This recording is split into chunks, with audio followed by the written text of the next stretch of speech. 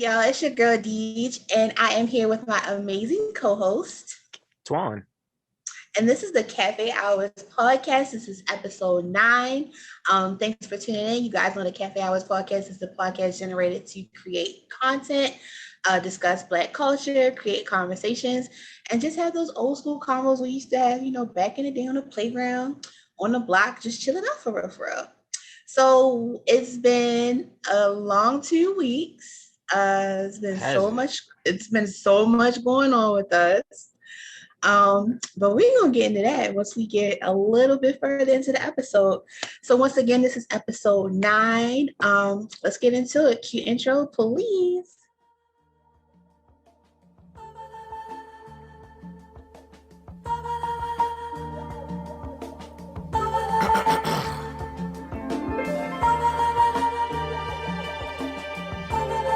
Type shit you ride home to.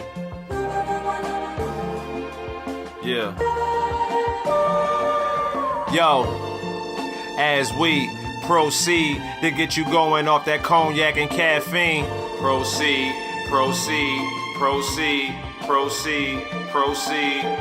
Yeah, as we proceed to get you going off that. Yo. All right, y'all. So this episode, we are talking, it's going to be a continuation of last week's episode. So last week's episode, we talked about, Twan talked about playing the field, relationship theories, the dating data book, a whole bunch of different things. That episode was really interesting. It got a lot of feedback, a lot of comments.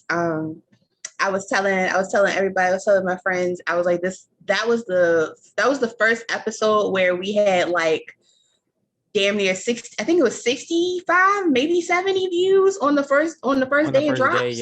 Yeah. So to me, I think that was really cool. It's like that was lit, like 60 views on the first day it dropped. And then like it's been a week, so it's like I think it's sitting at 80 last time I checked, 80 something views. Yeah, I gotta check it out. I need the YouTube game need to go back on there and read the comments, because like I asked a couple questions in the comment section, so I need the YouTube gang to go back out there and really like read the comments, man. Respond, like we want to hear your feedback. Yeah, I was reading the comments. Shout out to the squad. Shout out to Shayla and Brian and Bay for interacting on the video. Yeah, Isaiah got back out there. He posted another comment. It was dropping some knowledge, some very interesting stuff that most definitely needed to be added to the theory. How to become a little bit more select. Crazy thing is a lot of the stuff that he mentioned, I'm not really surprised by. Like, and the good guy guide, the thing that make good guys exceptional. Like a lot of the stuff that he mentioned was like in that guide. So that was very interesting. I think he said something though that was intriguing. He said, I think he said as you get older, money become more valuable or something. I don't know what he said. Yeah, he said when you're younger, he was like, it's more about looks, the physical stuff, looks, accessibility, like if you're sexually cool, if you're, physically appealing, how you dress, smell, etc. And then he was like, when you're older, money and status is pretty much the motivation, or how you move out here.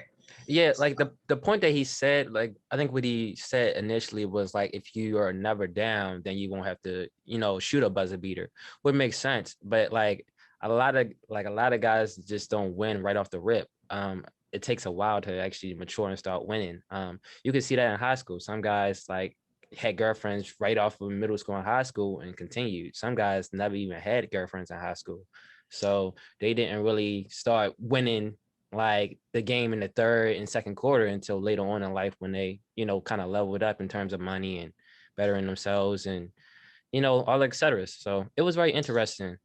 I mean, I know personally, like just having a conversation with him, a part of that too is, I think the point he was really trying to make is that there's always somebody for you, regardless of what stage you're at. So case in point, we have the conversation all the time about dudes who are like, nerdy and they're into anime and they like this, that, and the third. And, some of these dudes are under the impression that, oh, girls or women don't want me because of this, that, and the third. And something that Isaiah kind of pointed out to me, and it makes sense, is that there are women that want those guys. It's just that those guys don't want those women. So that's a part of it as well.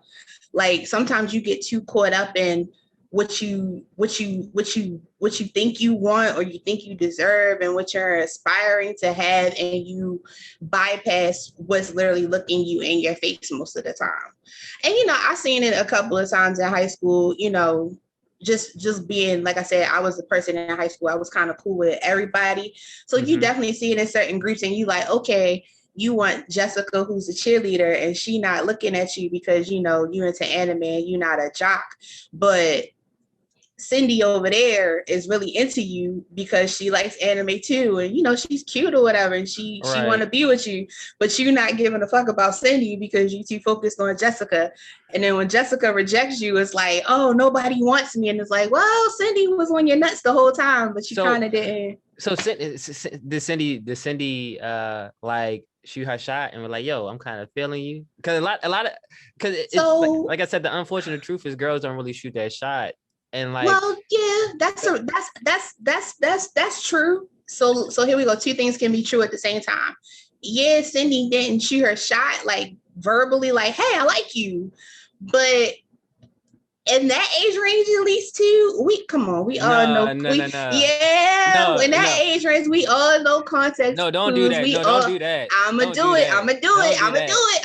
You can pick up when somebody is vibing you. Like I'm for real. It's true. It's reality. You're not even. You can pick up when somebody is vibing you and somebody likes you. And if you choose to be like, oh, she cool, but nah, then you just got to deal with what happens. And it's the same. I feel like it's the same with girls, with women as well. Like we do it too. Sometimes we're so busy looking at Jody because he look a certain type of way. But, Mega over here, like, hey, I like you. Like, I'm vibing you. And it's like, no, I'm not worried about you because I'm so fixated on Jody. So sometimes you really got to like dial yourself back and kind of like step out of that tunnel vision a little bit and just like see what's around you. I feel like it's on both parties. I feel like it's on the pursuing party and the party that's being pursued to kind of like that's why back in put it into perspective. That's why back in the day, like they said ladies actually kind of like gave the invitation for guys to shoot that shot by dropping their that coat or that whatever, and guy like, oh man, you dropped this. But like nowadays it's not kind of like that. It's kind of like blank blank blank. I did like 3 deep breaths in a row and like it didn't work. But if we're talking about in high school, you kind of young and you kind of awkward, so you don't have no experience under your belt, like none. And like if you're not, like you said, like those jocks, those more kind of like select dudes, then you're not really having girls just kind of approach you off the rip. They'll approach you because you play ball, or they'll approach you because you're kind of tall. But if you like 5'3" and like you sit in the back of the class and you always sleep, it's like you can go unmissed sometimes. So like the way that you can kind of alleviate that, I say, that's for sure, is like, but you should still be able to pick up on one side like you. No, like I'm telling you, because it seems like it's easy. In some cases it may be, but other cases it's like, yo, never knew. But didn't you tell? Go ahead. But didn't you tell me you don't shoot your shot? So I said, didn't you tell me last episode that you don't really you don't shoot, right? So let's bring it to current. Let's bring it to current day. Shoot. So if you're in a position where I didn't say I don't shoot. I said I just don't. Said you don't be shooting, Twan. No, I did not say I don't shoot. I said I don't make my shots. I brick a lot. And the funny thing, I was talking to Mega about that this week. He said, yo, Twan, you be bricking like a motherfucker. Like the ball bounced off the rim and hit like the rim on the other side. But he said, Twan, you got like hella assists under your belt. Like you helped us several times, like kind of like see it from a lady perspective, or help us, like gave us advice in terms of dating. So they was like, man, like you might not be a shooter, but your assist game is up there. Sound like being bro, single, that's kind of crazy. But so being single, like you say you are, I'm assuming, anybody would assume that means you're not really shooting right now, right? Come You're on, guys. single. You focusing on yourself. You single, right?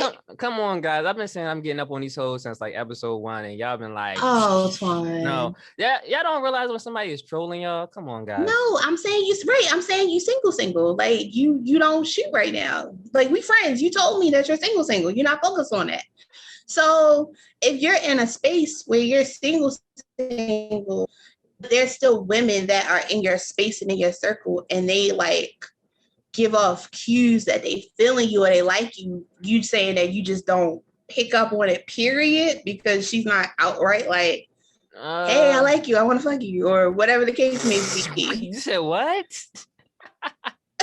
You said, I'm just saying, like that escalated like quickly. Damn.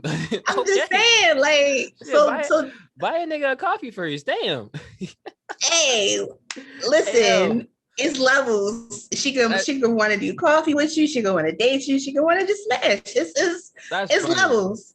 But so I take the approach of we grown. We know when somebody is like giving us the vibes, like period. Mm-hmm. So once you know when somebody is giving you the vibes, it's literally up to you to decide. Okay, I'm gonna pursue the vibes, or I'm gonna like vibe back and see what's going on. Or I'm gonna say something. You gotta be careful with that, because like I said, once you shoot your shot, like it's kind of like no turning back. Like you be looking like, dang, like why the fuck I did that? And it's like, man, do you really want to go do that right now, or is this the time to do that? And it can be yes for some people, it can be no. You hear it all the time how people like, man, I should have never bucked. Like I should have never bucked. Cause the moment I bucked, like she went crazy, and you be looking like, dang. Or the moment I bucked him, he went crazy or disappeared.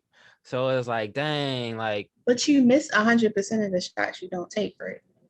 I be missing the shots that I be taking, but I don't know what to tell you about that.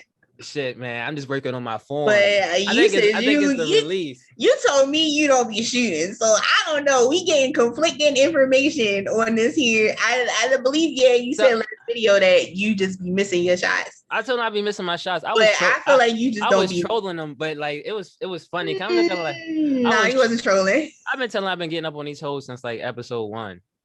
So you've been shooting. But I think last month, like the whole month of June, I was not getting on no hoes. I was just strictly just focusing. So you've been shooting your shot? No, lately, because we can talk about the highs and stuff this week. Lately, I just been mostly just focusing on the show and then some other endeavors. Because I'm trying to level up. So level up game in the building for sure. So I haven't really been shooting. Actually, I haven't been shooting since about like June, since May, to be honest. So since May, you went back in May, you were shooting. Back in May, I was shooting my shot. Brick. Well, it depends. Well, what made it a brick? I'm curious. What made it a brick? What makes it a brick? So you can brick your shot a couple ways. I'm talking about no. Hold on, pause. We're not talking about the different ways you can brick it. I'm asking you specifically about how you were bricking. I'm curious. You said you weren't making it. So what happened? Like you plan a day to meet up with somebody and they're like, okay, that's cool. And then they don't show on you. Like you text them that day or you notify them that day that you're going to be there and then they don't show. That's kind of like a brick. It doesn't hurt me none because I was going to be there regardless. But that's kind of a brick. So I was like, dang, okay. Cool, it happens. But when that happens, right? And then it also it's also this thing like, okay, you communicating with a girl because communication is key, right? And you giving off all the right vibes, of course. You've been charismatic, you've been interesting, you've been witty, and then like since they have trauma from that past relationship, you feel like this force field or wall is up, and like it kind of stifles the conversation that you have. So it's like, you don't really want to talk and conversate with her as often as you want to. So, okay, things are like, oh, you may text her 2 or 3 times a week, hit it 2-3 times a week. But she's like, oh, you kind of like ghosted me. And it's like, okay, I could have just apologized. I'm like, you know what? I have been slowing down my conversation points on you because like the conversation, but I was like, you know what? Fuck it then. I said, be honest, like, every time I text you, like the conversation is kind of dry. I said, I say something very interesting and witty that's engaging, and then like I get like dryness back. And I said, you're not really invested or involved in the conversation. So that's what makes the thing boring. That's why I don't hear from you. I don't text Well, you in a couple of days. she just wasn't interested in what you were saying. So, did you try to switch it up? No, she was like, I switched it up. Cause the thing is, the way I normally lead is like, what are you passionate about? So it was like, I'm passionate about this. Your 8 name like 9 or 10 things. So I was like, okay, cool. If I was to start a conversation based off of 9 or 10 things that you mentioned that you interested in, that you're passionate about, then that means that should generate a conversation, correct? All the time. Not all the time. Okay, so but the thing is, and anybody else, regardless who it is, but anybody else, if you talk about something that they're passionate about, or you tell them to tell something about themselves, people love to talk about themselves. That's kind of the art of conversation. They'll do it. But like for this person, okay, I felt like a wall was up. So yo was like, yeah, it takes some time for me to, to heat up and warm up. And it's like, okay, cool. But it's already been like 2-3 months, and like you still not like, and it's like the conversation is still just dry and stale. So it's like, so what do you do? So it's very interesting. But yeah. Plus, like, you don't always have the time. Well, I don't always have the time, because when guys be like, you know what, I don't have time to date right now, or find something serious because I'm working on myself. A lot of times they be thinking that, they just fucking around and getting up on these hoes and all that, etc. But like, over the past month or couple weeks, that like I really been working, because if you looked at our website, like it probably was like red circles in every corner. So I really been like conceptualized and working and calling a bunch of people and talking to a bunch of people, and researching and going out of town with Miguel and coming back. So I really has been working. Guys do really be working to kind of level up in the game of life. So it's very interesting. I mean, you can do both. I guess. And you can take a break. I guess. But yeah.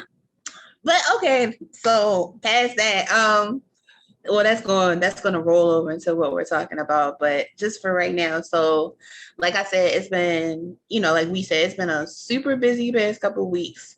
So wait, you ain't say about what happened to you these past couple of weeks. What's good? I've been just been busy. Like I've been working,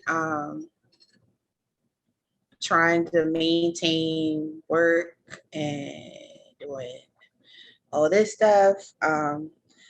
Me and Isaiah actually hung out the past weekend, so that was really, really great.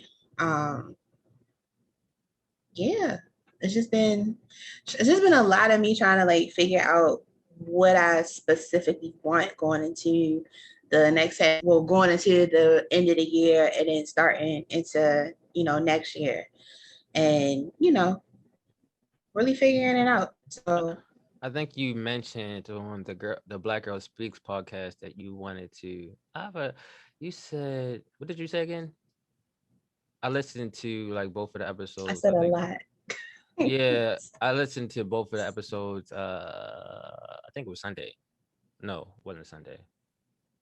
Yeah, it was Sunday. Well, I said a lot. So which one? It wasn't Sunday. It was probably Friday. It was the second episode. It's the most recent one, the 5th one. Yes.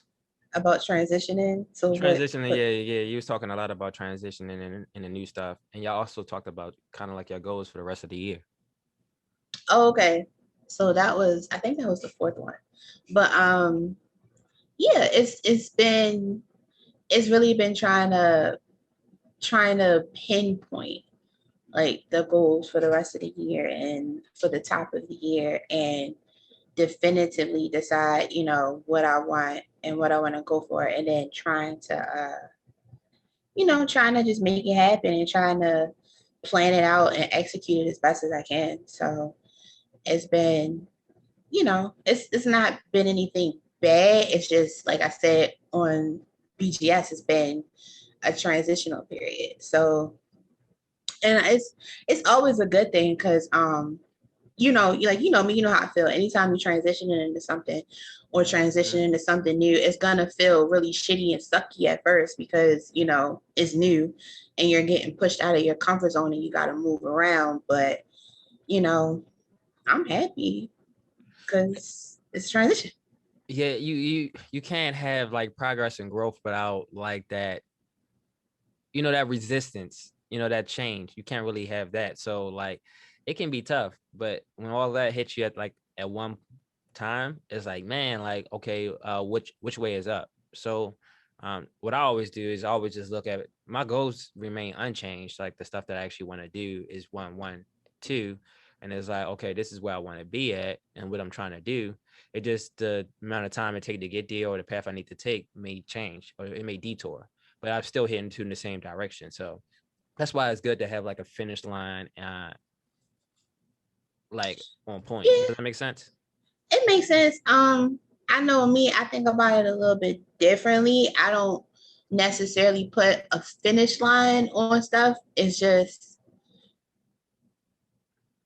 not necessarily so much about the goals. It's just about, it's like you move it. It's like you move it in a straight path and then you get like, boom, you get knocked off a little bit. And it's not a bad knockoff. It's just like, oh, you just get pushed to the side a little bit. So it's a little like, you know, you stumble, regain your balance, and then you hit back on the path. It's just one of those things. Or like you get knocked off the ladder a little bit and you gotta like climb back up it or whatever. So it's one of those things. And like like I said on the show, it's nothing bad. Like I'm super excited for everything that I envision happening and that I envision, you know, having and that I envision implementing.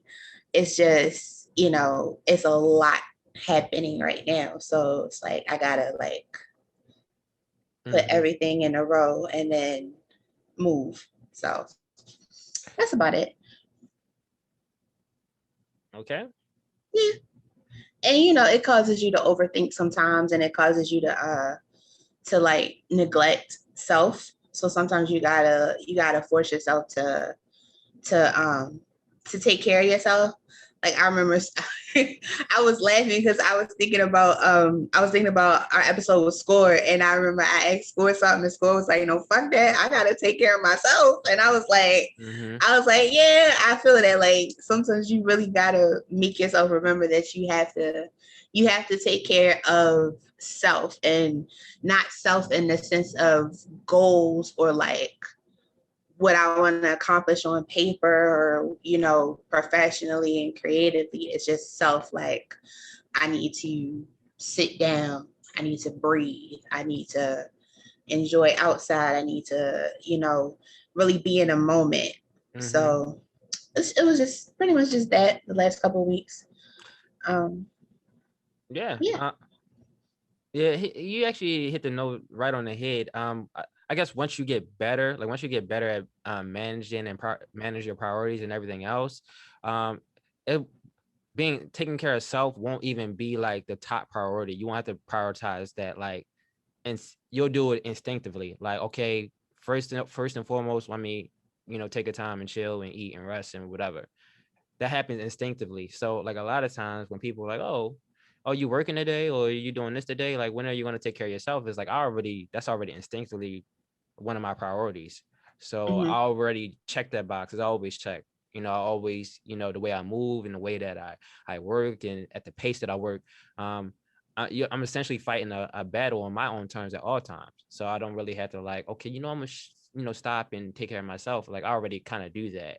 There may be other times that I had to like, okay, I'm gonna really, really prioritize that for this weekend. That's gonna really be on the docket, like not to do anything for this weekend. But like I gotten nice at like really prioritizing like, you know, what's important. Cause when you work in a restaurant and 50 checks coming at the same time, you will be running back and forth all over the place to try to knock it out instead of like, you know what, why don't we just take on the first 4 that came in and then go from there. Like, let me not think about the 50, let me just worry about the 4 items I got. So that's kind of how I see things, and it works. Yeah, absolutely. But yeah, okay. So so we talked about the highs.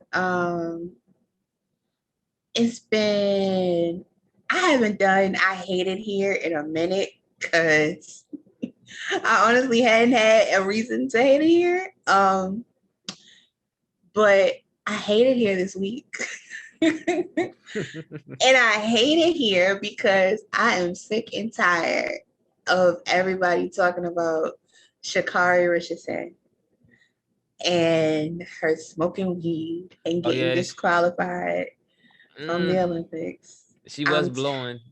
And that's fine. I'm just tired of it. And it's funny because Isaiah and I had this conversation last night, and I was just like, listen, she's 21 years old. She's a Black woman. She lost her mother. I'm pretty sure on a scale of priorities, she could give a fuck about what everybody is expecting of her or is thinking of her. Right. She fucked up. And it's okay. You learn from the fuck. Did she get caught? Or I guess she got drug tested and was like, oh, we found it in your system. Mm-hmm. Yeah, it happens. It happens. So, and I get it because it's all about, breaking a mold and about the expectation of greatness and, about taking the opportunities and, seizing them right then and right there, and not just living on I can do it later, or I can always do it.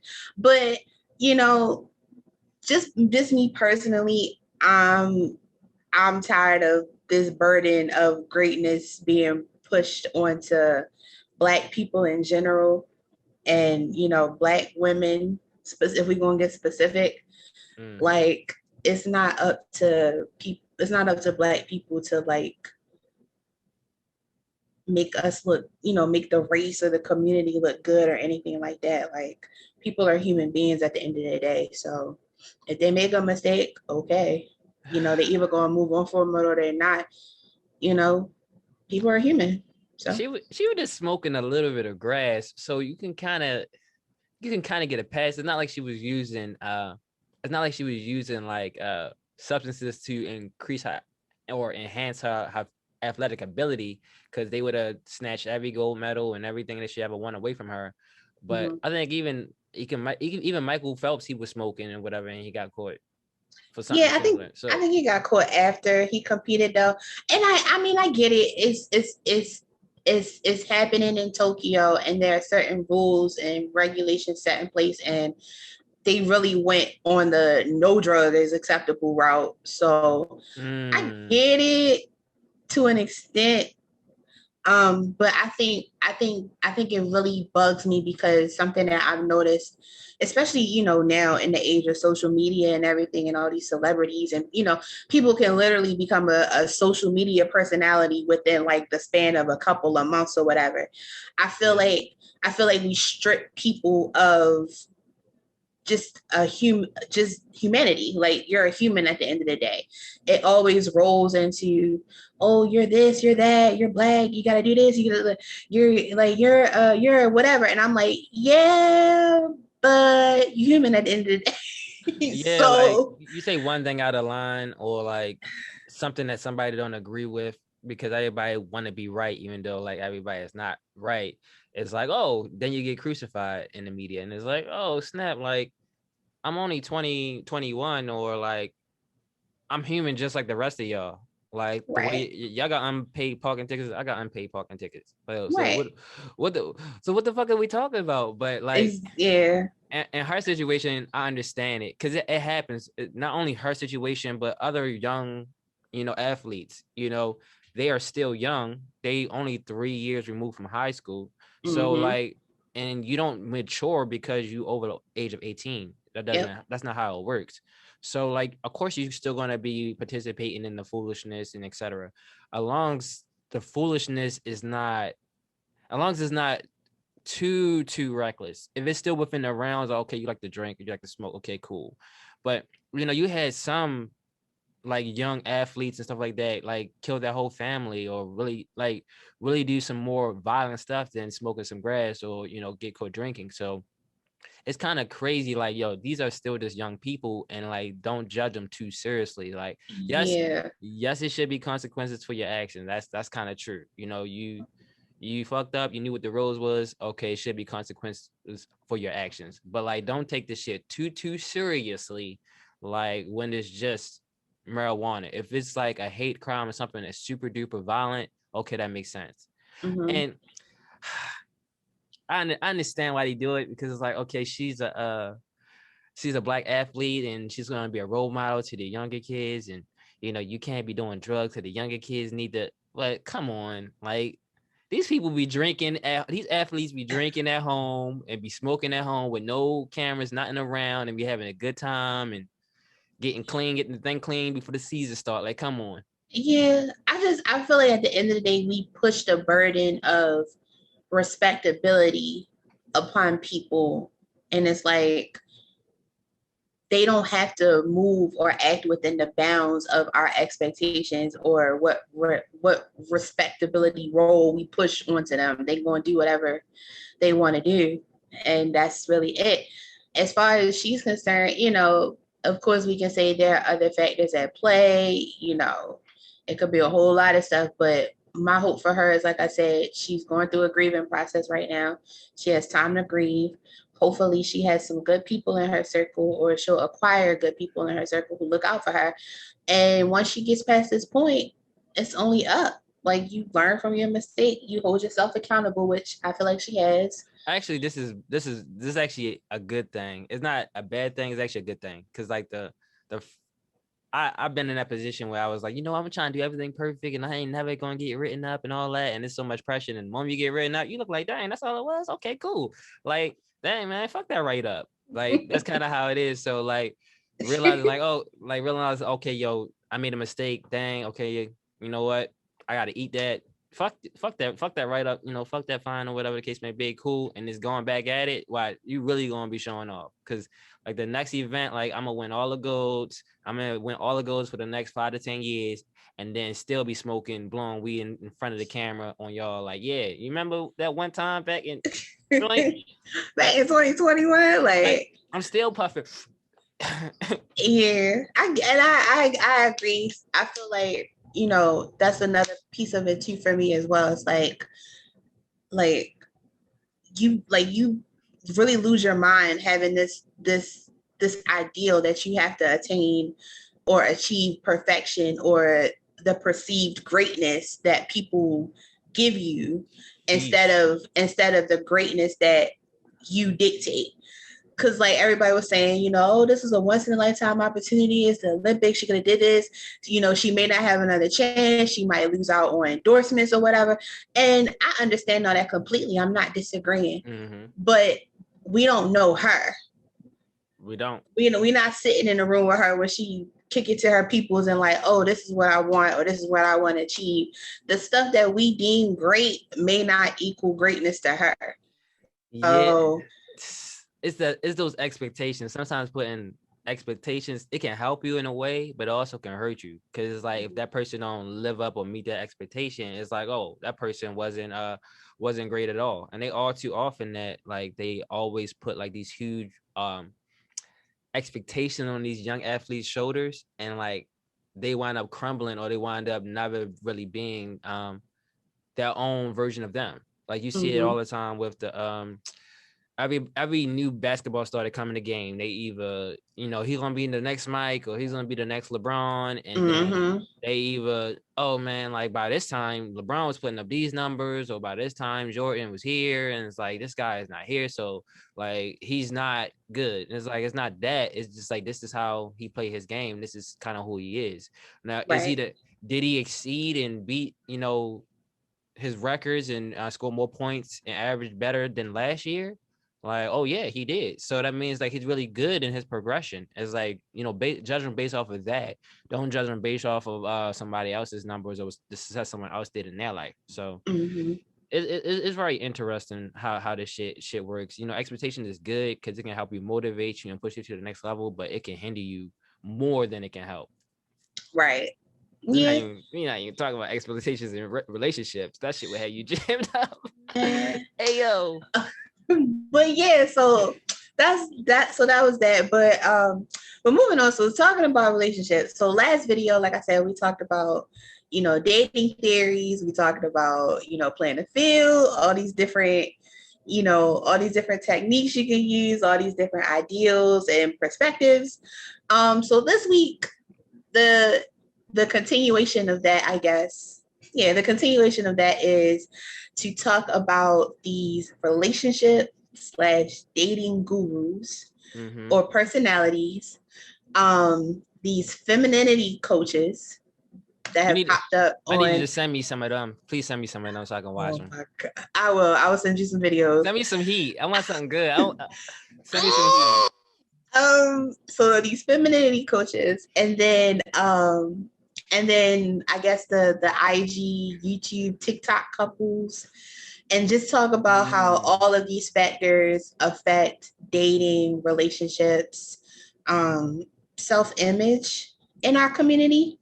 And I'm specifically saying our community because, yes, before people read me, I know there are plenty of Caucasian dating advice gurus. There are plenty of Caucasian, TikTok couples and shit. There are plenty of white women who are femininity coaches. I get it. But because I always say this, I navigate in our own community. We just going to keep it to blackness for tonight. Don't get me wrong. The Cajun guys be spitting too. The dude Matthew, I think I've been watching his stuff lately. He be spitting. Like he be spitting. Yeah, send me that because I don't. Bro, I don't. I don't. Bro be spitting. Somebody just send me some money, so I'm gonna buy your book. Like he said, he be spitting in the book. I'm gonna buy your book. I want to see what it's about. See what he's saying. Okay, send me some videos because she does not watch or subscribe. What he said? He said, I think in one video he was talking about the minimum. It's called the maintain minimum interest. It's the type of guy that hits you every now and then, every once in a while, to kind of like still be in like the queue of guys that you talk to, and he maintained like the minimum amount of interest. So you about to cut him, like you about to drop him off, but then he come back around, and it's like, oh, you get more invested in them, and it's like these type of guys, you kind of got to drop them off, or you got to X them out, because like your guy, like your forever guy, a husband or whatever, it could be the 7th, 8th guy down the line, and like you keep on being stuck on this guy because he decided to come back around because it's Christmas time this month, and then he disappear again. So I was like, bro, kind of spitting, because I be seeing people do that, but the white people be spitting too. I ain't gonna lie. Listen, I'm gonna trust you, and I'm gonna say send me some videos or whatever. So I guess the first question I would pose for us is, do we believe that these relationship dating gurus, advisees, consultants, are they genuine, or are they just in it for the clout and the income and the notoriety? Did I say that right? Notoriety. Yeah. Because I know you watch a little Kevin, and I watch a little Kevin. I believe Kevin is actually being genuine. This based off of like the episodes that I seen a lot of his stuff. I didn't just watch the clips. I actually watched like the full length of his shows, several shows. And it's not just reading like what he say, because that's what people do. They read what he say and get triggered off what he say. It's also what he don't say. You feel me? And you can't just view one video and be like, oh, like, okay, this is what his message is about. You gotta read what his whole content is about. And like, it seems that his whole content is about this, flourishing, having more Black relationships flourish, and having more ladies kind of like pair up with good men, not just chase the 1%, but actually really good, decent men, and he's trying to tell y'all like, okay, the top guys that y'all actually kind of looking at, like, they may not actually be the best guys for y'all. Like those high earners may not be the best guys for y'all. And it's kind of crazy in the culture that we live in, because like our Black women are super successful. Like they're super successful, and like when they take off, like they take off. However, like the same doesn't really apply to Black men like that. Like we don't really like take off. Like it's not as many Black guys on the runway taking off. So when they and when they do take off, let's say if they do take off, they take off and they land that plane somewhere in that 40,000 range, and it's like, oh, sometimes they can get criticized, like, oh, you should be earning more. You should be able to go out there and make more money. And it's like, you know what? This is kind of where I feel comfortable at. This is probably not where I want to be at, but this is kind of where I feel comfortable at right now until I step up to the next level. So what he say, I think is he's actually really been really genuine. You just gotta listen to a lot of his stuff. It's really about fostering, fostering more positive and healthy relationships instead of just, toxic, crazy, unbelievable situationships. To be honest, I don't think I heard a bad dating coach. I don't even think I don't even think it is a bad dating coach, right? So let's see. We got in popular culture right now. We got Kevin. Mm-hmm. You have Derek Jackson.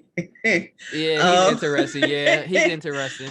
You got not Steven Smith. I think his name is Steven Speaks. You have Mike the Poet. You have will we even count Steve Harvey as current, or is he kind of like phased out? He kind of phased out in a way, but yeah, I still, because a lot of people listen to Steve Harvey. He wrote a couple books and a couple movies was made based off the books that he wrote. So yeah, like he was actually a legend in the game for a long time. So like, yeah, he deserves to be up there. So I think one of the things that I found interesting, and it may be for lack of knowledge, and so please read me in the comments, inform me.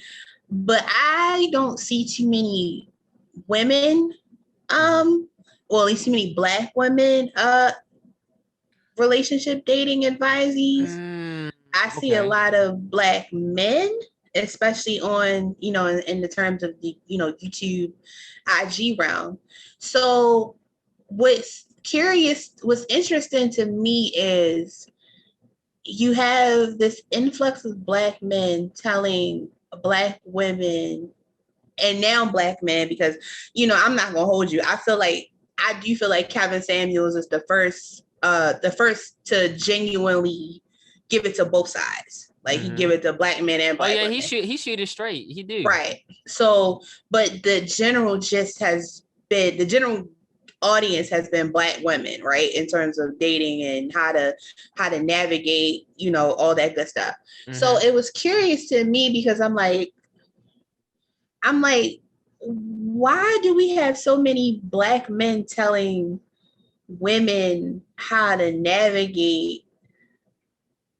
And it's like, why not?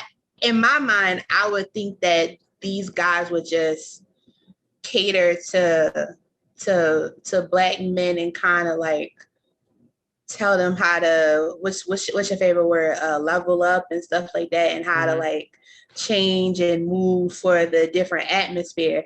And then you would have, women come in for the women. But it hasn't really been like that. If anything, it's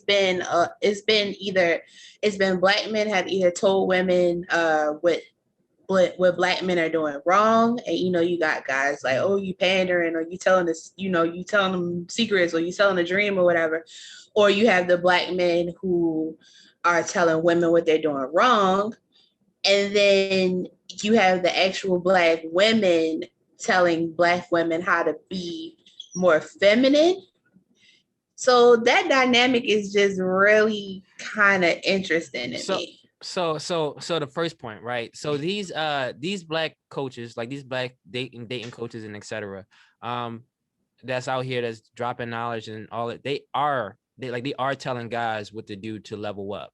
They are telling guys like, you need to be comfortable in your spirit. You need to make more money. You need to dress better. And this whole channel's focus around this. Not just guys actually giving dating advice, but also just giving men some help to level up, because it's huge generation of guys that just never had that father in their life. So that father never had those conversations for them. So what they do, they kind of flock to, you know, the YouTube, the online, you know, how many guys in our probably in our viewership, you know, went on YouTube and typed in like, you know, how to text a girl, you know, how to look up articles about like, you know, how to, you know, dive in her DMs with saying something other than hey or hi, you know, like it is some accountability on the other side. They say like, yo, and guys kind of already know based off of that previous experience, like, yo, I must be doing something wrong. I must be sloppy, busted, because guys give it to you raw. Like when we hanging out with just the boys, we'll give it to you raw. Like, yo, you got them same dead ass Nikes on, bro. Like you need to do something. You need to fix that. It just now, it just now guys are really coming together. Before guys was kind of all in their own little individual bubbles and like just navigating life and running into the same situations, the same issues with dating, the same issues with leveling up. And now it's to the point like, oh, bro, you trying to make it to the next level? Like, oh, I'm gonna give you the recipe. I'm gonna give you the game, the guidance, attention, education, and motivation. I'm gonna give you the game now. So Kevin, he been doing this. I think he got his little CIA thing. Um, the roommates podcast with Hafiz and them, fresh and fit. They give guys to guys about how to level up and, you know, change their appearance and, you know, get better. Just for you, not for the pursuit of, you know, chasing a girl down, but for you. You work on this stuff for you, and then it'll bring the lady to you. So it's there. But I can see why ladies don't want to, you know, or wouldn't want to watch those type of videos, because it's like you telling a guy how to shave his beard, or you telling a guy like how to, you know, dress and find out how his suit fit. Like that doesn't kind of resonate with you all. So it makes sense. Yeah. And then I think the other portion, right? The other portion that you mentioned is like black men giving black women advice to like in terms of dating, right? I believe that black guys want to see their black sisters, you know, succeed at dating. Because like would you in marriage and in life, would you say that, you know, there are more black women out here succeeding at dating and in marriage now or not? Like which one would you say? I think we don't put too many marriage statistics out there. So there are a good amount of black women under the age of 35 who get married to black men. So it's not just about getting married, but it's also about the longevity of it. You feel me? Like if you get married for 3 years or 2 years and then it's done, then it's like, okay, like you just fucked around for 2 years and then was out. Yeah. So then I guess that's the other portion we have to decide. Like, is that important for us as a, you know, as a culture that we have longevity, or is it important that we just like reach that point and then like if it don't work, cool, you just try to reach it again? No, because the longevity thing is important and it should matter. And this is what they people like, you know, Kevin Sam just trying to say is like, okay, the longevity stuff matters because it's like how are you supposed to build like your own culture or empire off a ground that have rotten foundation, right? So it's like if you let's take you for example, right? Okay, you was raised in like a single mother household or whatever, you know, broke, right? And then you went to school, got educated, got paid, make a bunch of money, bought yourself a house, and then like your had kids, and then your next kids, right?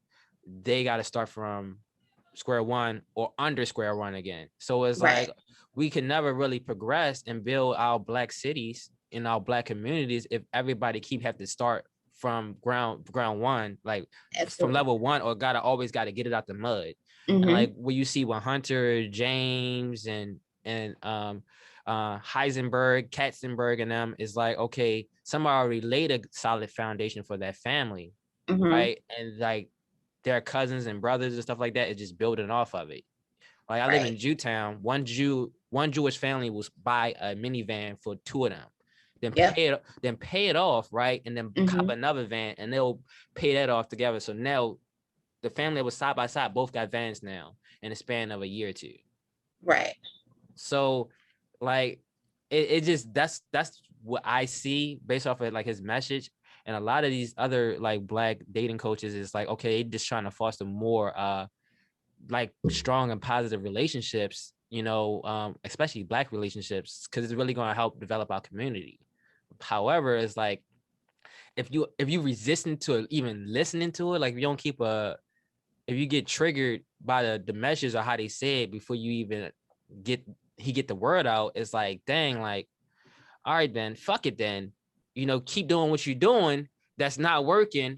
And then we'll see. We'll see later on. And it's like, this stuff is not working. Like, what happened? Like, I was trying to tell you the game and tell you like what he's trying to do before he run game on you. But you didn't want to listen. But then you come back hurt. Like, it's crazy. What? I mean, I try. So in these situations, I tend to try to like see both points of it. Like I play, if people haven't noticed, I play devil's advocate a lot. So I can understand how some people may feel like the tone of certain things isn't really like palpable. Mm-hmm. But I'm also a believer in, fuck the messenger. Did you get the message? So that's why, I get read down a little bit, but I can sit and like listen to Kevin Samuels and watch like his whole shows, because I don't give a fuck about like how he said it or whatever. I'm just listening to like what's being said. And then also too, like I feel like this is our responsibility as the consumers. We have to understand that everything is up for perception and everything can be cherry picked. So you can pick and like, you don't have to agree with everything that somebody says. You can literally like just take what resonates with you and like apply it to your life, and then like keep it. What? You disagree? No, because people don't do that. That's the whole point of like, and that's why I love about the dating coaches and relationship gurus. That's what I love about them, because they just give you the game from their perspective. Like the same thing with the relationship theory from last episode. Like I'm just giving y'all the game from my perspective, right? Take what you want and leave the rest. But this is how I see it. You can have the time to make your own dating theory. You can do that, and you can send it to me. I want to see, I want to hear, I want to think about how you see the game, right? But like if you draw all your information from just one source, you'll be very rigid. So like that's why I like the fact that I like to watch a bunch of different dating coaches, man and female, so I can get a bigger view of the picture. I take what I get. You see, you ever seen like those spy movies or those criminal movies when they looking for the guy and they got the sticky notes and the string drawn? Like it all connects in some way, shape, or form. So Right. like the more you know, the better you know how to navigate it. But like a lot of times people are just taking their information from just the Black source or just the male source or just like the female source. And then it's like, it's very rigid. And if that comes in conflict with something else that is the opposite of that, it's like, you're fucking wrong. And then you got 2,000 people arguing in the comment section. So since you correlated it back to last episode, how do we feel about credentials? Because I know a lot of the argument that comes up when we talk about like these certain people and like these situations is, are you qualified to give the advice that you're giving? Like, I know people, when it comes to Kevin Samuels, they're like, oh, you've been divorced twice, and like, you're just an image consultant. And then you got Derek Jackson. People were like, oh, they were taking his word to kind of mean something because he was married, but then you found out, oh, he was cheating with his wife. He was cheating. Yeah. So when we talk about this stuff, do we take credentials into consideration? If the person have I don't know, it may sound weird, but if the person have a lot of the more flaws they have, the better. I kind of think that way, because like we just talked about before about nobody is perfect. So if somebody's seen perfect, it's like they probably got hella skeletons or something in that closet that they ain't or the cat just haven't got out the bag yet, you see the failures. Like you see the failures on Kevin's part. So Kevin Samuel's part. You see the failures. He's been in 2 marriages and he failed. So it's like people don't understand this during those times when you fail at something, especially like in a relationship, you really take the time to like really reflect on like everything that kind of went wrong. So, and you can pass that lesson like, okay, this is what I messed up in my relationship. And people can learn from your experiences. People just assume, right, that the only way you can learn if you experience it. Right. They are completely ignoring the fact that you can learn from the experience of others, right? And that can help you. Like if you already know that if your mother made poor financial decisions, and you like, you know what, instead of make the same poor financial decisions that she make, I'm just going to learn from her mistakes and make better decisions. It's like, okay, you didn't have to walk down that whole path for 5 to 7 years. You kind of expedite, so you're a lot further.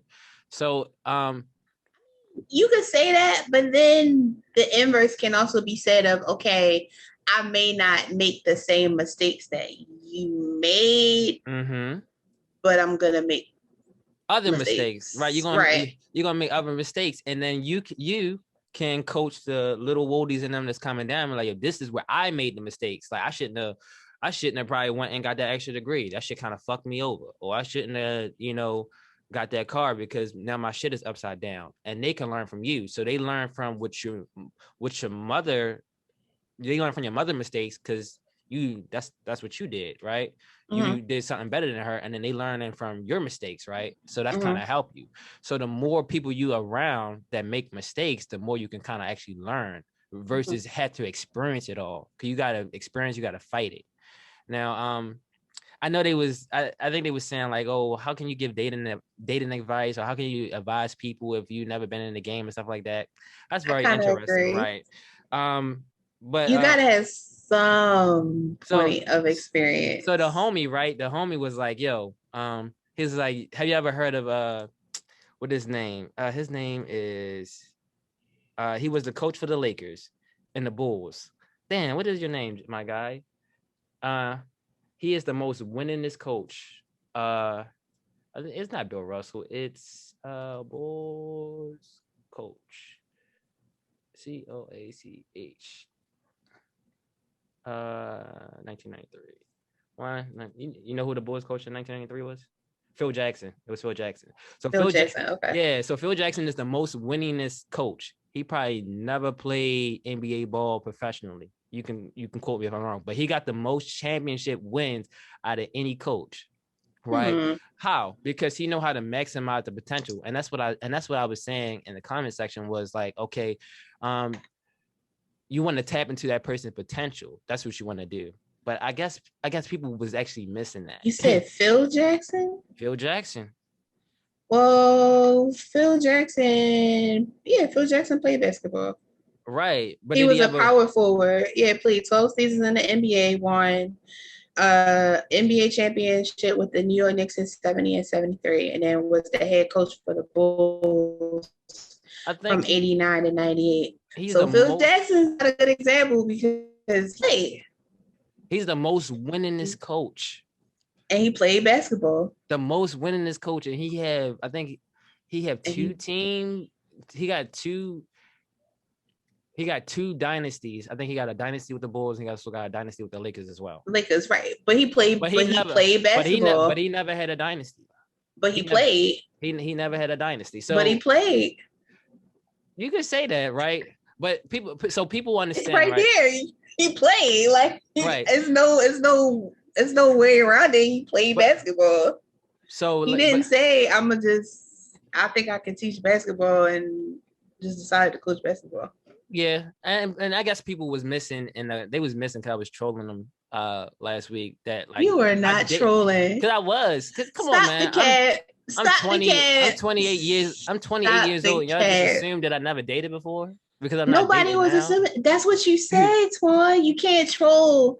All right, so here we go. You can't. Come on, guys. Nah, baby. Nah, baby. You can't troll and say you can't say you haven't done something and then say, "Oh, I was trolling." You like can. People do it all the time. I never did this before. And then they did. Bro, before. I literally was on a video with you saying you was in a whole relationship and you was like, nah, that don't count. So Yeah, well, yeah, stop the cat. Stop the cat. I be capping a lot. Yeah, you be capping a lot. Stop the cat. I be capping a lot, but I'll be trolling. Stop the cat. Nah, stop the cat. And nah, it's more cat than troll. But okay. How you know that? It's more cat than troll. I think I know you. You trying to learn me. I know you. I know you. It's more cat than troll. Well, all right. What neighborhood I'm from? What side you from East? You from East Baltimore? Where? Stop playing with me. Where at? East Baltimore. Where at? What's my old hood? You got warrants out. I can't be putting that information out. What you mean? You're not supposed to tell everybody everything. And we talked about that. I think we talked about in the score episode. Like, you can't put all your business in the street. Yeah, that's what I said. You got warrants out there. So I can't tell people where you was put all your business in the street. Yeah. So what you but think it's more cat. It's more cat. Nah. Yeah, a little bit. But no, I mean, so in it, like you were saying, I understand where you're coming from, and let's be real, in the age of social media, you're always gonna get advice from somebody who may not necessarily have even experienced what the fuck they're talking about. That's just because we have so many platforms where everybody can, put their opinion out there and even have an opinion. So I understand when people are like, well, you can't, have this, you can't do this if you don't know. But I'm like, to me, that's true. I agree. But I also understand that, with several platforms, you can't really dictate who's gonna tell you what from what experience, because you don't really know at the end of the day, unless we want to talk about something that's like noted and documented, like Phil Jackson actually playing in the NBA before he went to coach. Right. It's like, yeah, these are the same motherfuckers that was what they was doing. They was copy and pasting the URL links for that works cited page. Ooh. Like, people that be like, yo, you got to do the work. We need to see the evidence. They the same people that used to copy and paste the URL link for the works cited page back in the day, instead of actually citing it properly. It's two different. That's a false equivalency, in my opinion. That's a false equivalency. Like, that's a paper. That's a paper that you're turning in for a grade versus somebody giving you life experience. Come on. Or opinions on how you should navigate your life. Yeah. I think also, like, yeah. Sorry. I said last week, like, or not last episode, I was like, oh, this is a relationship theory. I don't think everybody watched the whole show in that entirely. I think they just skipped to a portion of the video and just went from there. Which is cool. You can do that. If you're talking about people in the comments, I know for a fact they watched the whole thing. So that's not what YouTube say. I know for a fact that they watched the whole thing. So, but and that's very interesting, because like a lot of the dating coaches, since all that like content don't be the digest, it just be the small clips. Sometimes people are like, oh, this person was talking wild crazy, like what the fuck, but they don't see the other half of it. I think you said you've been watching a lot more Kevin Samuels lately. So, like, have your perspective of him kind of changed based off of the more stuff you've been looking at? So my first initial opinion of Kevin Samuels, which I'm pretty sure is documented in, like, what episode was that? We was going back and forth. Episode 3. You was like, episode Kevin 3. Samuels. So here we go. Let's hear it. I still personally, I take him, right? I take Kevin Samuels with a grain of salt. Right. To me, Kevin Samuels is just another person on a social platform giving an opinion, right? At the end of the day. That's true. I do agree with some things that he says, and some other things I'm like, okay, no, I'm good. Whatever, put that over there. So I do agree when people say that you have to actually listen to the entirety of what is being said before you can judge it. Which is true. Which is very true.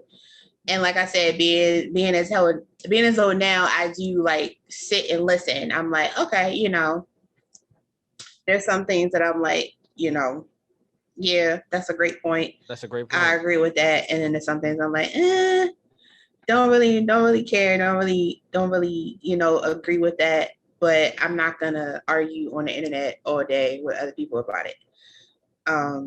And to be completely honest, I've kind of always had that perspective when it came to like the dating people or stuff like that. Cause I used to watch Derek Jackson back when he was like, just starting to pop off or whatever. Yeah, I seen his videos too. Yeah. So I've always kind of like taken that stuff with a grain of salt. And I think part of the problem is that, like I said, we have so many people on platforms, and it's an influx of information and an influx of opinions that now people, it's like an overload. It's like it's a personality opinion overload. Mm-hmm. And unfortunately, a lot of people don't really have the capacity to like listen and keep it moving, or listen and take what you will from it and keep it moving. People want to just be like, oh, I agree, so this is God and this is right. Mm-hmm. And then it's, oh no, I disagree, so now I gotta like take 2 to 4 hours of my day and just like go back and forth with you on the internet or on a platform and like tell you why I disagree. That's my issue with it. So I kind of feel the same way about the femininity coaches that have been cropping up, especially the Black femininity coaches. Okay. So these Black femininity coaches are pretty much giving advice to women about how to enhance or how to unlock your feminine energy. I'm a subscriber to the theory that you're a woman, so you have feminine energy. Period. Okay. Like you were born with it. I'm a subscriber to balance. Everybody has both masculine and feminine energy inside of them. It's just it takes maturity and learning and experience to balance them. Mm-hmm. And I feel like with Black women, unfortunately, it's gotten to a point where like, even the guy coaches have said it, that Black women had to be so independent or have been indoctrinated or ingrained to like be so strong and hard that you live and you move more in your masculinity than in your femininity. So when it comes to the femininity coaches, I feel like it's more of I feel like it's more of a like a belittling tone that they take. And it's interesting because I know a lot of people feel like Kevin Samuels belittles people, and I'm like, so I mean, depending on how you feel about the tone, it can come off that way, depending on how you. What you mean they belittle? So like, in what way do you see them belittling? So some of the ones that I have I've been, just for research purposes, watching their videos or whatever, they're either married. Mm-hmm. They're either married, they have higher degrees, mm-hmm. or they are in relationships with, or situationships, or have at least a track record of being involved with men who are, I guess, what we would consider the 1%, the highest earners or whatever, whatever the case may be. Okay. So it's a tone of like, hey, this is what I have. And this is what you have to do in order to attain this. Right. And to me, it's like, okay, what, like this, all of this shit isn't one size fits all, right? Mm-hmm. So it's like what you do may not necessarily work for the next person. Mm-hmm. Or what you do may not, or what you have may not be the achieved goal for the next person. So when it comes to the femininity conversations, I can appreciate frustrated when they talk about it in a sense of you as a woman, like figuring out how to just like take it easy on yourself, let yourself breathe, and you don't have to like be such a fighter and all this stuff all the time. I can appreciate that aspect of it. But then there's the aspect of it that I feel like it's rooted in the stuff that we're trying so hard to like move away from. Like it's rooted in respectability politics. It's rooted in this idea that white feminism is the right brand of feminism and everything has to like fit into that mold in order to be considered feminine and vulnerable and pretty and beautiful. And then I feel like it can also fall into, racist, classist tropes and stuff like that. So yeah, like I said, it's a double side to everything. It just you mentioned that like it can be, the way they come across can seem belittling, based off of that lifestyle, or that former partners, or the fact that, or that relationship status. But like, would that be considered a good thing, right? Like, so if this person is, because we just talked about like, okay, you want somebody that actually have experience to kind of advise you. So like, by having, by being married, or dating or being in a relationship with high value guys, or having high degrees, does that count? Like, should that further enforce the fact that, okay, like this is the person that I should be talking to, or should listen to for like 9 minutes, because the videos be about 9 minutes, or it's like, fuck this person because this person is trying to look down on me? I think it's like everything. I think it's subjective.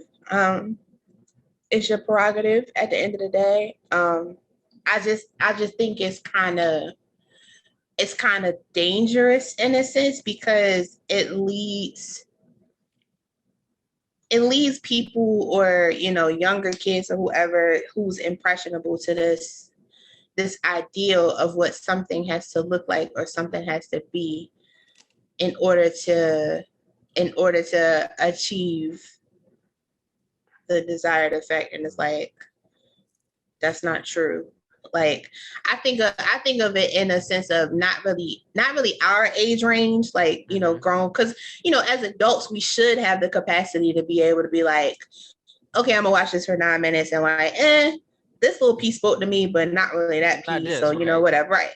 But when I think about the younger audience who maybe catching a snippet on TikTok, or who may be actually sitting and watching the whole YouTube video, it's like you kind of setting up this environment for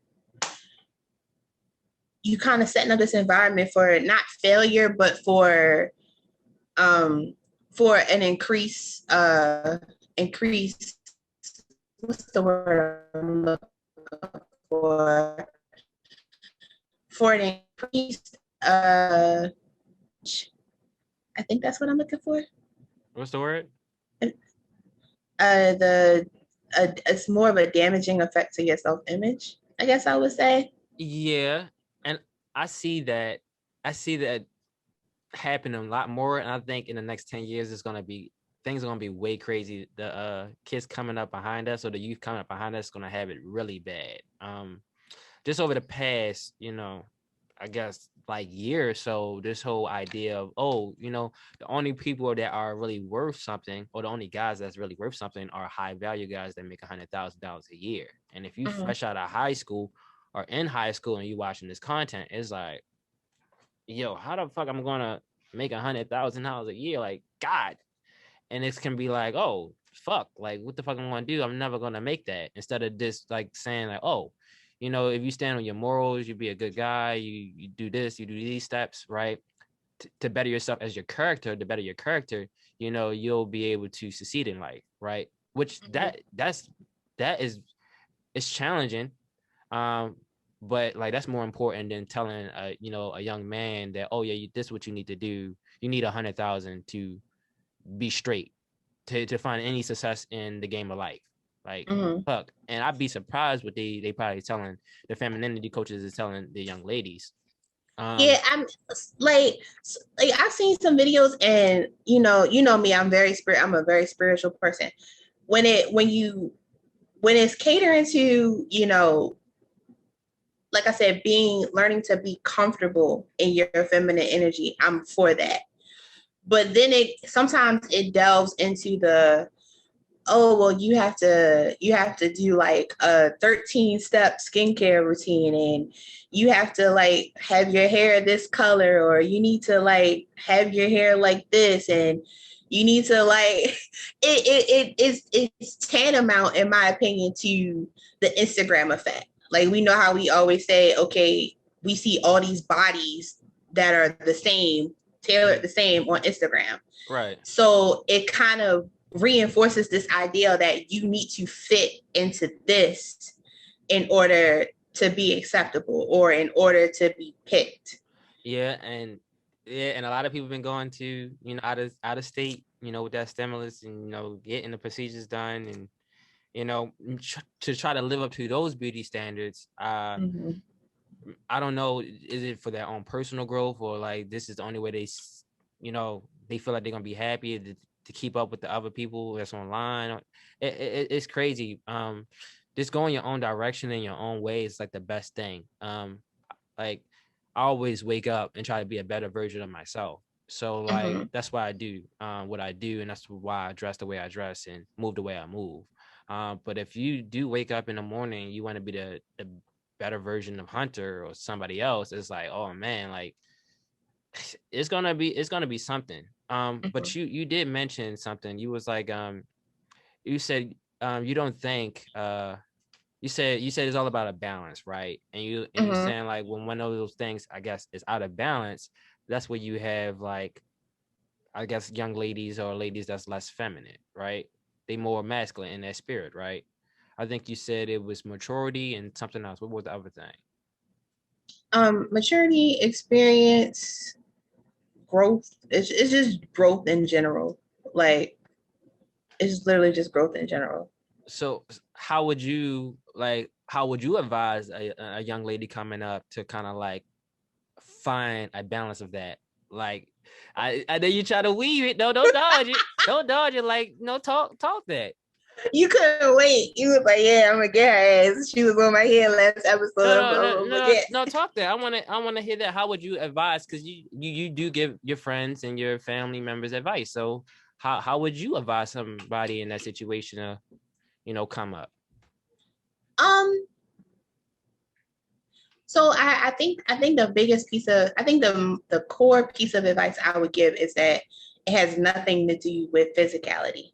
Okay. And I know that's kind of controversial, but no, I don't think that's controversial. Well, not controversial, but that might get the side eye. But it is nothing to do with physicality. I think a lot of people take feminine to mean you have to like be weak, or like a damsel, and I can't do anything on my own or whatever. But there's power in your femininity, just like there's power in your masculinity. So I think, like I said, the first core piece of advice is that it's not about physicality. It's about just being your true authentic self, like, and understanding some things about the world and about people and life in general. And once you have those understandings, you kind of realize that, okay, I can't let that affect, like you said, my own moral, personal standards. So, let's use an example. So yeah, it's a lot of people out here who are playing games and lying, and just trying to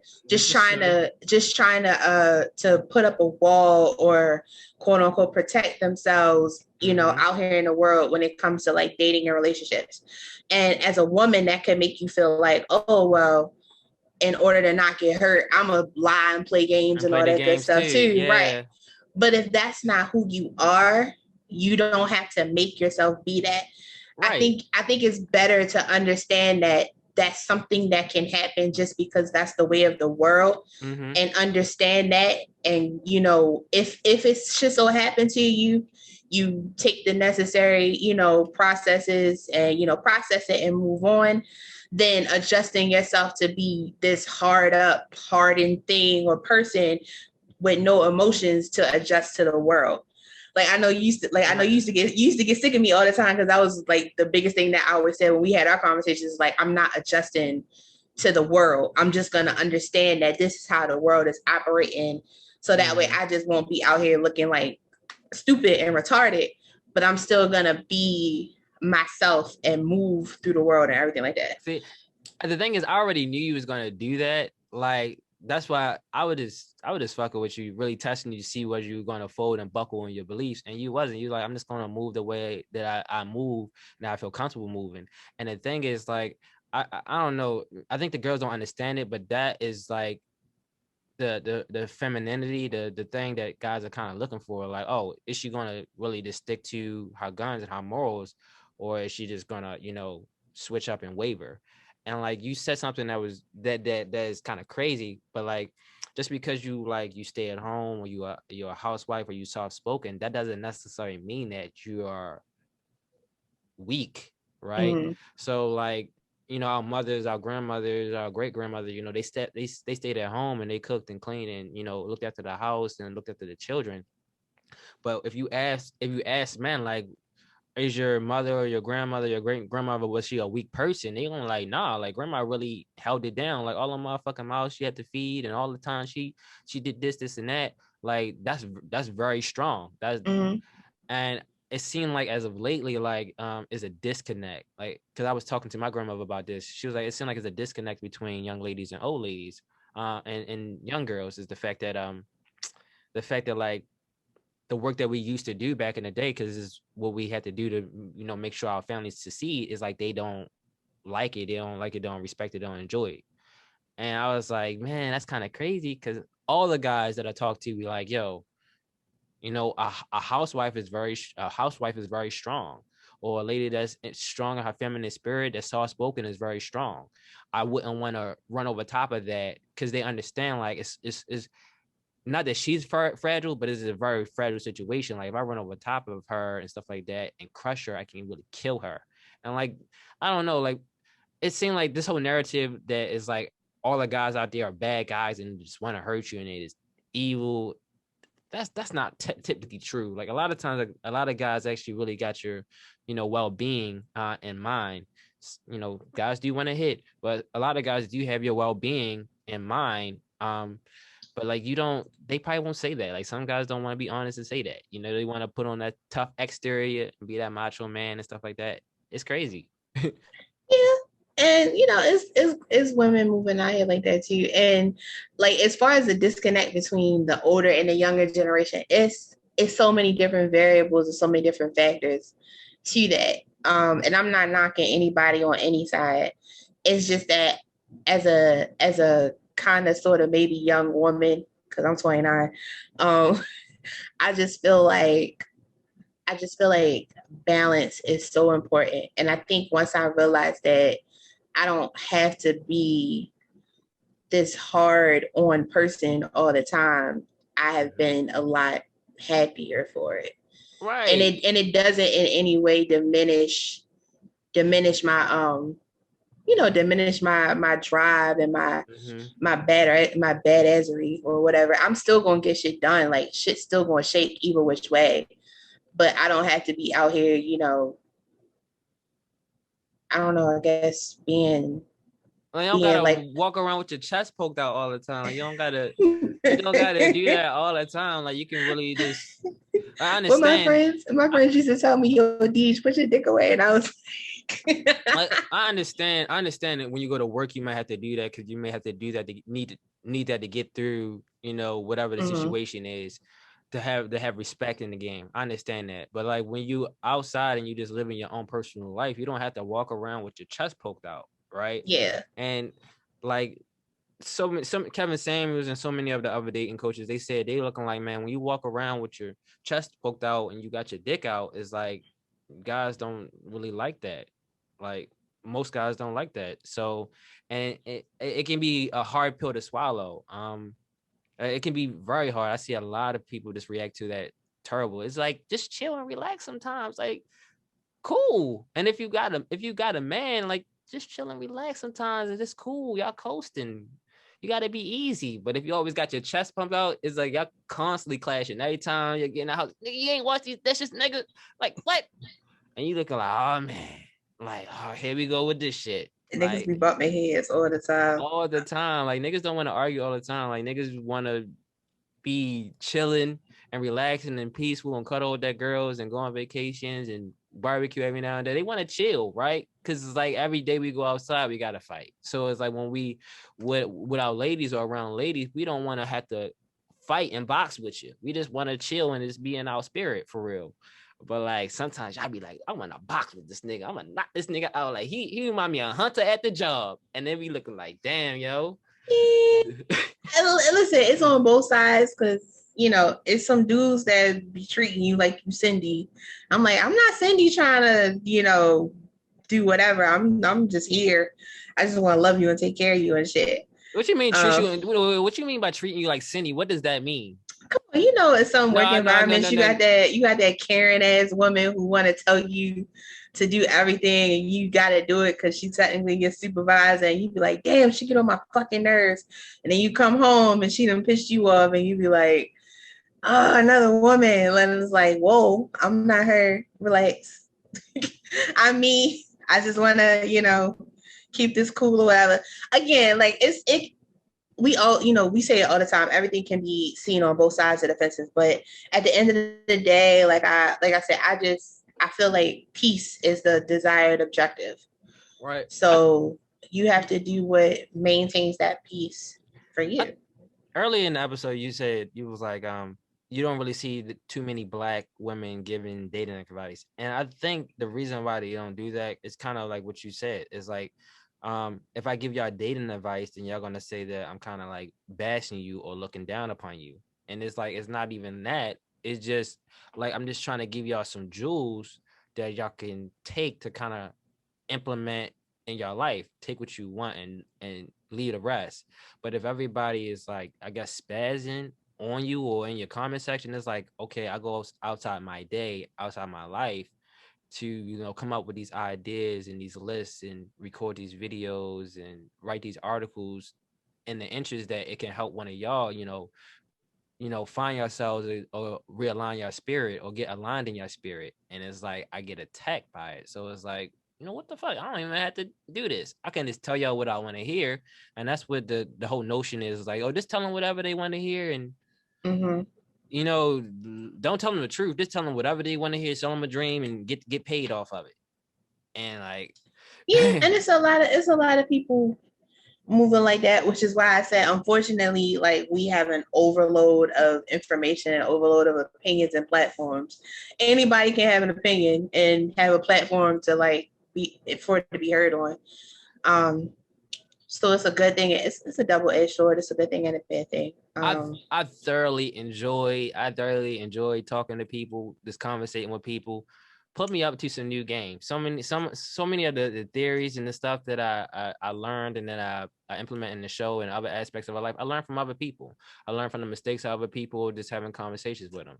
I learned that, even a lie has some validity to it. Like, even a lie have some validity to it. So you got like, he lied, but I can see why he did it. I can see why he said it. Even some of the most absurd statements, can have some validity to it. So that's kind of how I look at things. And that's why it's cool to have a debate with people, to talk to people, to really think and figure out, why they say that, what kind of attribute to this versus just like trying to sway them, because that's what they try to do. I'm trying to sway you to my team.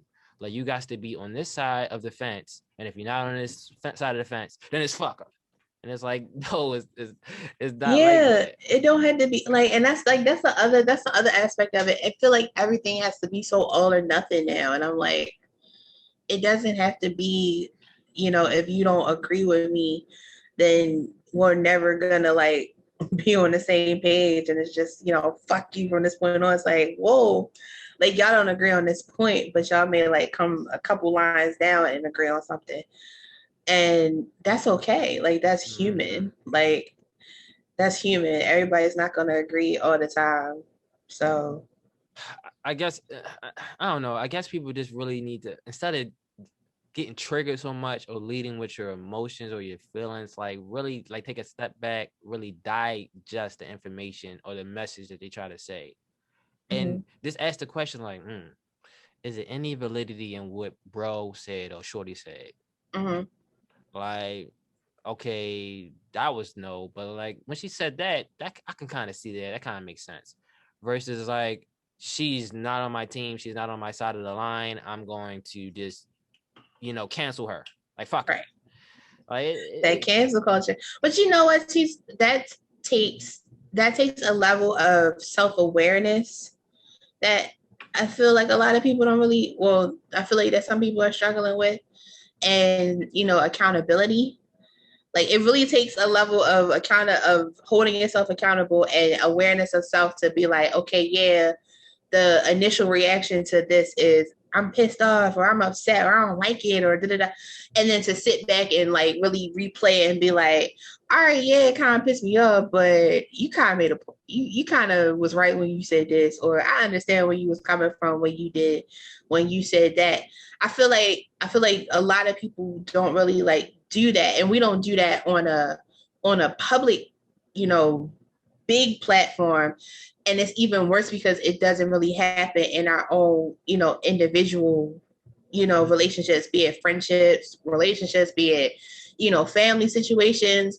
Everybody is so like, oh, if you don't tell me what I want to hear, or if I don't agree with what you're saying, or if something you're saying like triggers me emotionally, there's no just digesting it, running it back, and then taking it for what it is. It's just automatic dismissal. Like, sometimes you gotta soak it in. Like, sometimes the message gotta get soaked in. If you're in a very tense situation, or like you at the club or you in the car and something, you might not be at the place or the environment really soak the information in. So you may have to take some time. Like, you know what? I'm just gonna really listen, soak it in. Okay, cool. And then like revisit and then say something instead of like see something like in the moment, or say something like, oh, I'm at the 3-minute mark. Let me hurry up and say something because I don't fucking agree with this shit. Like, yo, this shit crazy. But people don't understand that accountability and that mental fortitude is something that's very difficult to learn. Like, it's something that's very difficult to learn and to develop. It's not for everybody. And it's not just a part of the regular set of skills that you need to become an adult. It's like a special little area. Like, if you're going to be dealing with people and situations and be in tense situations, that this is something that you're going to have to kind of master. If you master it, then it'll do dividends in your life. Like, you and Bae get in an argument or something like that. Cool. You sit there like, I listen. You ain't listening to me. Like, I'm listening. I heard everything you say. Take your break. Revisit it later on. Like, you know what? I heard what you said. I not only heard what you said, but I heard what you didn't say. Because that's, people always say what you say, but they don't hear what you didn't say. I heard what you said, and I heard what you didn't say, and like, I think this would be a good idea, or this is how we should move. And you be like, damn, like, oh fuck, like, what happened? It's like, yo, you was spazzing for like 4 hours straight, like, but we was still like in the same room, like we was still on the same level, like, chill. But it's interesting how things is. You just gotta know. Like, I know me. If we in a disagreement, I need you to like give me a couple hours, and then we can come back and talk about it. Cause yeah, give me a couple hours. Give me 10 minutes. Let me give me at least 30 minutes. Let me walk to the 7-Eleven, and I'll come back, and then I can situate it. Because a lot of times, I don't know, it depends. If it's in a relationship, a lot of times you kind of already know how that person is feeling because you build a rapport with them. But when you on the internet and it's a content creator or IG model or something like that, you don't know them. So you don't know how they will act and, what traumas they've been through in their past. You don't know.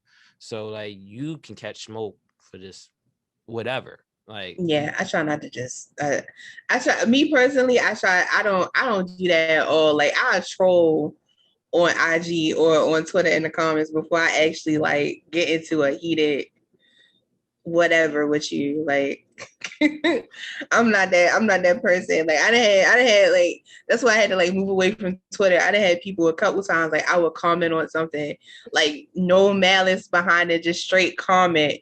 And then here come the, oh, you stupid, you did it. And I'm like, okay, have a nice day. Like, they started but they start attacking you. Don't be attacking the point. They start attacking you. You looking like, okay. Yeah, I'm like, dang, all right.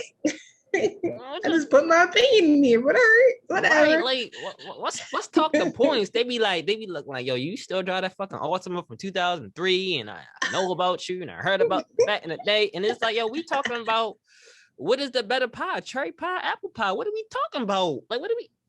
Okay, now I gotta get in my bag now I gotta talk about your raggedy tracks now, but I don't want to go that route. It'd be crazy. It'd be crazy. Let's talk about the point. So, I think you said you was in you're paralegal, so I think it's called